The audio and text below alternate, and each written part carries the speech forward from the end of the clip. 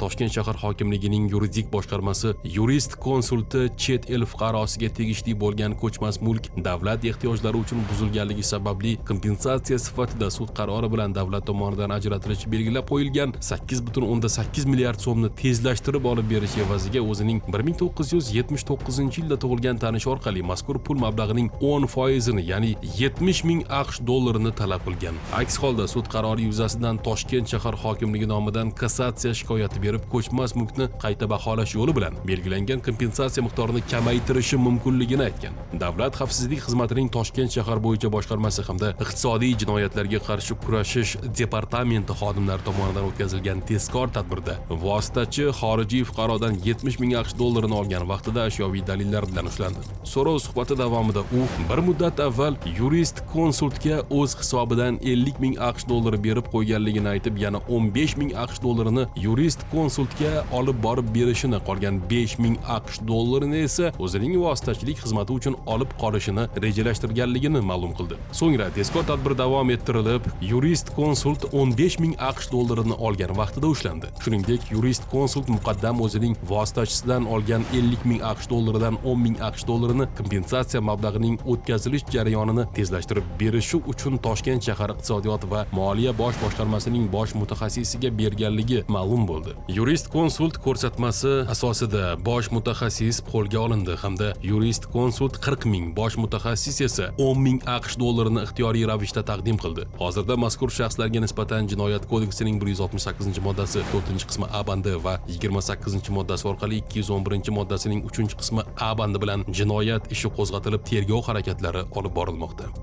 Davlat xavfsizlik xizmati va iqtisodiy jinoyatlarga qarshi kurashish departamenti xodimlari tomonidan boshqa hududlarda ham korrupsion holatlarga chek qo'yildi. Jumladan, Hududgaz Surxondaryo gaz ta'minoti filialining Termiz shahar bo'limi gaz ta'minoti obyektlarini texnik tiklash va ishlatish xizmati boshlig'i 1990-yilda tug'ilgan fuqaro yuk avtomashinasini boshqarib ketayotib, avtotransport vositasining tom qismi bilan tabiiy gaz quvuriga shikast yetkazgani holati yuzasidan tuzilgan dalolatnomani yo'q qilish hamda 11 million so'm miqdorida jarimaga tortmaslik evaziga undan 400 AQSh dollari va 500 ming so'm miqdorida pul talab qilib, 3 million 900 ming so'm va 100 AQSh dollari olgan vaqtida ashyoviy dalillar bilan ushlandi. Tergovga qadar tekshiruv davomida u avvalroq 500 ming so'm olganligi ham ma'lum bo'ldi.